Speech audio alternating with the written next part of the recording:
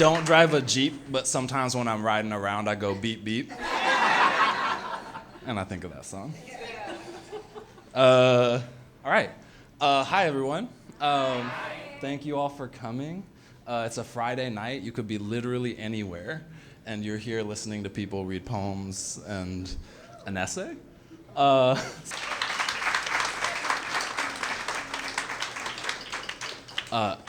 I love poems. That's just like my thing, and I really, and I really love art. And I really like starting off with a poem that someone else wrote that I don't really understand, because I think the experience of art is its own kind of art. And there's sort of two ends of the spectrum. One is sort of being washed over by that art and just sitting in the not understanding. And then on the other end of the spectrum is really trying to figure out what the fuck is going on here. Why am I so fucked up right now?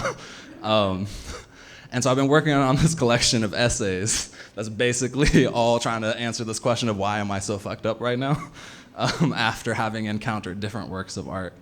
So tonight I'm gonna try something I've never really done before, which is to read from that essay collection. So, yeah, it's gonna be weird for all of us. But there's this song, does anyone know Phoebe Bridgers? Yeah, totally. Really exceptional, sad white girl rock music. Exceptional. And there's this poem that came out in season 1 of the pandemic, or song, I call it a poem. We'll get to that. But the album Punisher, there's a song on it called Moon Song that just multiple times a week I'd be on a run and I'd be listening to that album, and by the time I got to that song, I'd just be sobbing. And I didn't know why, but I thought about this song for so long, so I wrote an essay about it. And we're gonna read it together out loud for the first time. It's new, I wrote it a couple weeks ago.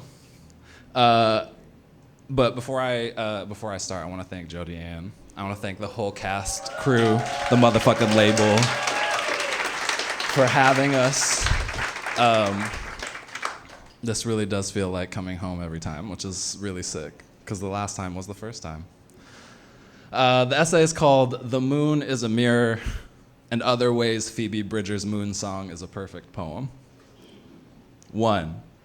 You asked to walk me home, but I had to carry you, begins Moon Song, the 7th of Phoebe Bridgers' sophomore solo album Punisher, quickly outlining a story we've all heard before.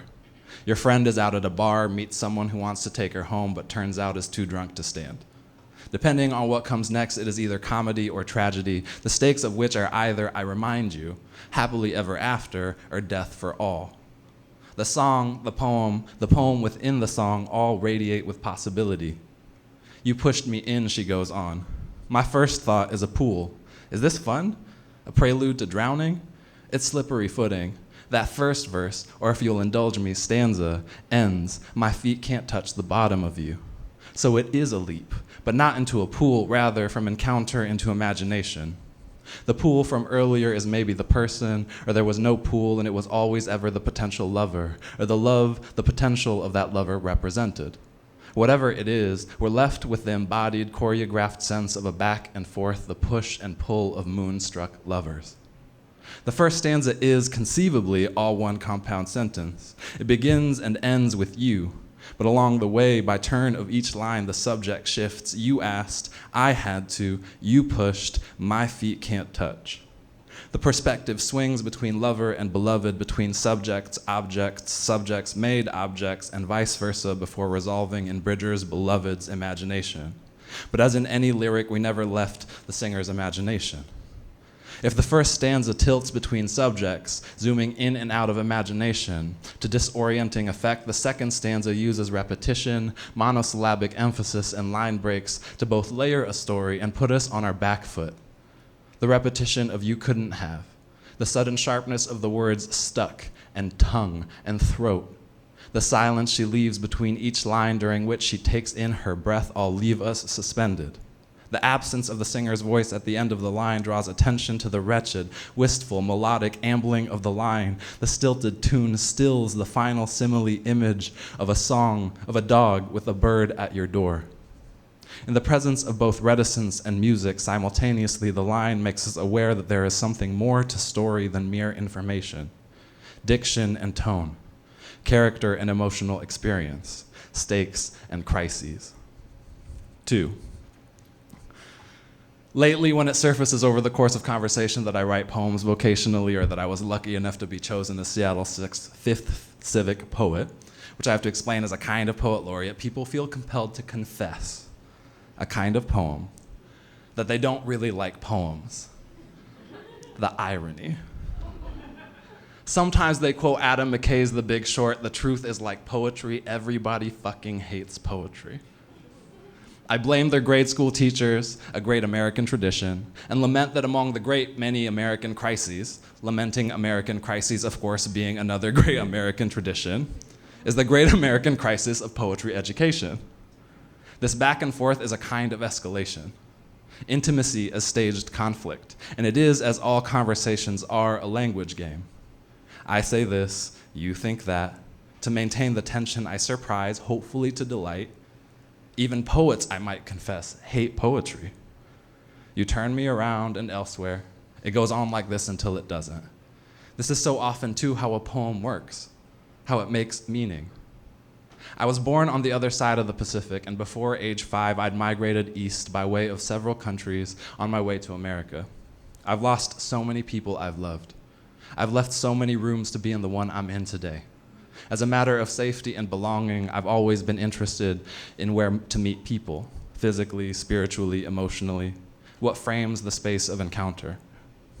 There are 3 elements of this configuration: me, the other, and the space between. This expansive boundary is where the erotic does its work. In Anne Carson's Eros, the Bittersweet, this triangulation is fundamental to understanding the conditions within which Eros arises.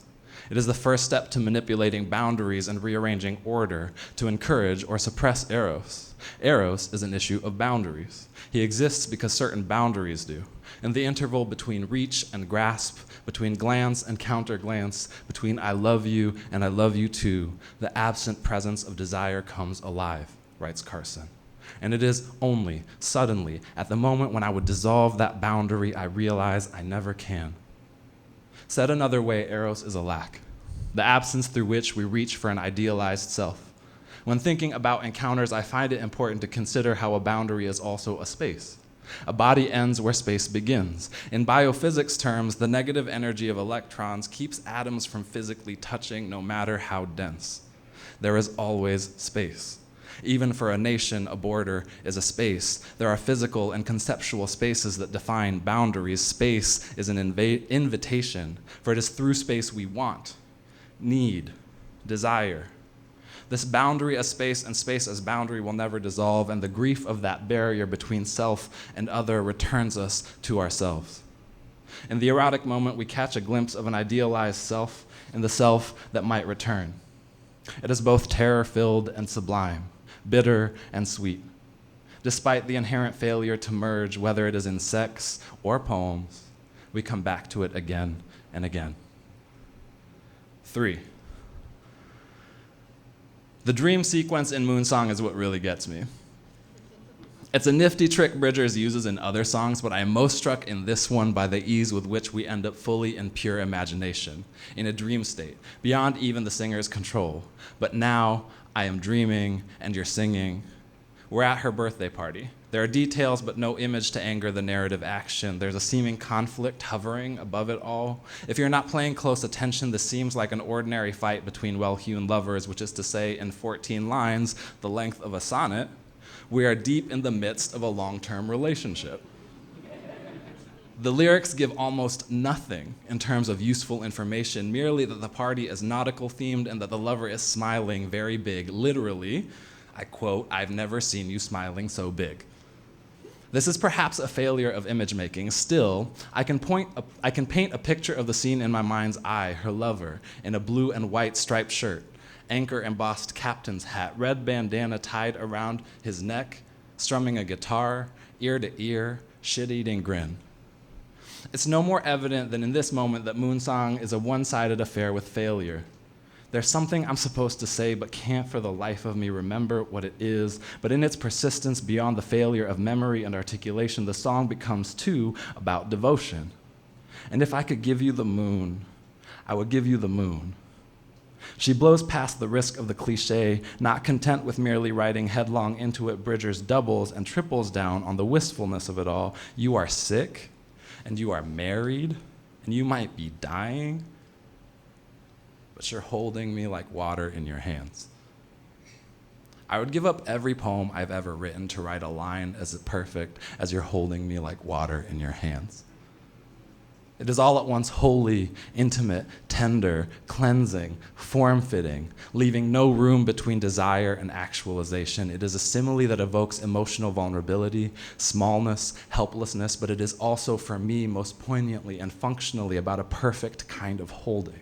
A perfection only possible from a place of complete precarity, the only moment of perfection in a poem otherwise about failure.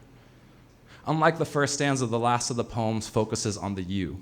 It is the lover who is sick, married, maybe dying, doing the holding, seeing the bird, crying, knowing, and administering, ultimately the lack of judgment on the killer. The opening of the poem waltzes, swings, and trades off between the you and the I, but the end of the poem holds a steadier gaze. 4. Unlike most freshmen in college, I had a kid on the way. I had been used to alienation, but this newfound precarity kept me at an even further distance from my peers, only fueling my propensity towards a hubristic self-certainty. I was smart. I went to private liberal arts college. I knew what I was being taught in class was mostly frivolous. I didn't have to remember anything, just graduate. I was biding my time to get a good-paying job.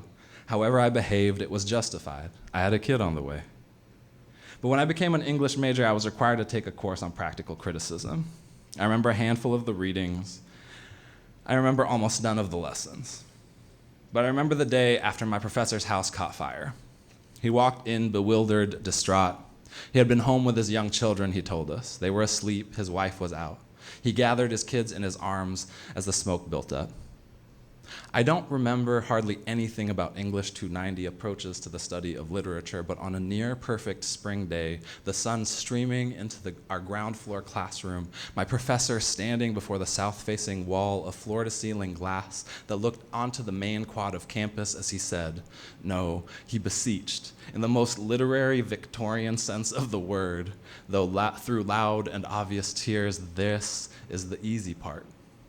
Reading books, talking about them, it's supposed to be fun. It was perhaps the only time I left any college interaction truly stunned to the core by the realization that although I didn't know how, I had to change my life. It is many years later that I tell one of my best friends, a partner in deep curiosity and thinking, that fire is one of the easiest metaphors. Not just because it's ancient and primal, but because it is because in the face of a fire, we are all either children or parents desperately urgently triangulating our relationship to the risk and scale of imminent disaster. It clarifies who we are, what we must do, why anything at all is important to any of us. 5. The third stanza in Moonsong relays the kind of trivial fight that is actually a fight about everything. I imagine anyone who's ever been in a relationship for any real amount of time knows the type. The fight serves as an illustration and invocation of tradition, which whether you love it or live in ceaseless revolt against it remains your fate. We hate Tears in Heaven, Bridger sets up. We fought about John Lennon until I cried. While taste and style are often trivialized, especially when voiced by women, the fight the singer of the song is having with her imagined lover is too existentially about inherited and chosen traditions. This is the moment in the song where Bridgers doesn't lift the veil, but looks through the gossamer of it directly at us, the listener, reminding us she doesn't look like the historically male-dominated rock and roll tradition she belongs to. The fight, like the song, lilts, swings a little off balance. Unlike the rest of the album and most rock and roll music, Moonsong moves in 3/4 time, the time signature of a waltz, a couple's dance. In an imagined fight, which is another kind of dance, about the legacy of rock and roll, Bridgers has the last laugh, doing what so few of her predecessors have done, having designed the architecture of the song in a way that places her squarely in a specific conversation about the form and history of the music. Whatever any of us feels about John Lennon, Eric Clapton, and the like, she is locating herself in a fight against and shaped by tradition, which is one critical way a singer turns a song into a poem. 6. 13 ways to look at the moon as told by poets. I'm convinced that the first lyric poem was written at night and that the moon was witness to the event and that the event was witness to the moon. Look down, fair moon, and bathe this scene. The moon was but a chin of gold. We ran as if to meet the moon, run, moon, moon. I remember my right to roughly run and roar, my right to raid the sun, consult the moon. The full moon dominates the dark. Say the moon becomes an icy pit. The moon is no door. The moon was a white dinner plate broken exactly in half. I saw myself as I was. All we said and did committed before the moon's earless audience, under the moon's eyeless gaze, in the deep horizon of my word, I have a moon, and I would be the moon, spoken over your beckoning flesh. Lines by Mary Ruffo, Walt Whitman, Emily Dickinson, Robert Frost, Federico Garcia Lorca, Gwendolyn Brooks, Robert Hayden, Ada Limon, Sylvia Plath, Dorian Locks, Lee Young Lee, Mahmoud Darwish, and Audre Lorde. 7, and last. Moonsong is ultimately about a kind of withholding. Some unforeseen force resists the poet's attempt at closure. Of course, Moonsong is too a song about the moon, that hunk of rock that even now hurtles and circles around us and by degrees towards the earth. The moon that is not the sun but reflects the light of the sun, the evening light under which so many lovers meet and do what lovers do. The moon that is an old metaphor for the extremes of how love, in its ceaseless and total grip on the heart, heightens one's desires beyond the mortal bonds of the earth. Take you to the moon, lasso you, the moon, give you the moon. The moon is, as is this song, a mirror placed at an angle which becomes, depending on what you put in the frame, an endless series of possible reflections. The possibility of the lover's could is the sun to the inevitable failure of her moon's would. The poet's dream, in which the lovers are in a long-term relationship, is the moon of reality's sun, a reality in which the potential lover was too drunk to stand. There's only one functional metaphor, a simile in the poem. Repeated, it takes on the sun-moon mirror configuration. A dog with a bird at your door, the sun, turns at the end into a killer that doesn't understand the moon. But even the sun-moon mirror can pivot within the same architecture. The lover, with a higher level of consciousness, sun, and the dog with its dumb, dead bird tribute, moon. And once more, you, the reader-listener, are the sun, while the poem song is a dumb, dead gift of a moon. A famous poet once said, poetry makes nothing happen, and so I am saying all poems in the day-to-dayness of their lives are dumb, dead gifts that make nothing happen. They are mirrors that attempt to capture the truth of their subject, and its certain failure gives us anew signs of life. All mirrors, even the best poems, fall short. Yet when we read, we submit to the idea that they might just once reflect something true and spark within us a new, enlivened reality. Writing poems, making art, to say nothing of interpreting those poems and art, is to come to terms with a practice of submission and the inevitable ensuing failure of our feeble imagination up to that point. In a world that increasingly demands certainty, that imposes a clear, inevitable interpretation where otherwise is a truly wild moment that breaks through the architecture of your life, the sudden uncertainty, the blank space after a line break, what we choose to do with what we don't know in the wake of failure is what makes us fundamentally human. That is the place where possibility reigns. That is the place our imagination sings. There are a great many crises in the world. One needs not manufacture them to make a point, but perhaps the single crisis that makes poems poems, that has for centuries compelled the singing of a song, is the inherent crisis of being alive, of our inevitable deaths, of how it is we must come to live with others. The moon is never just the moon. No fire is ever just a fire. What remains is never just debris.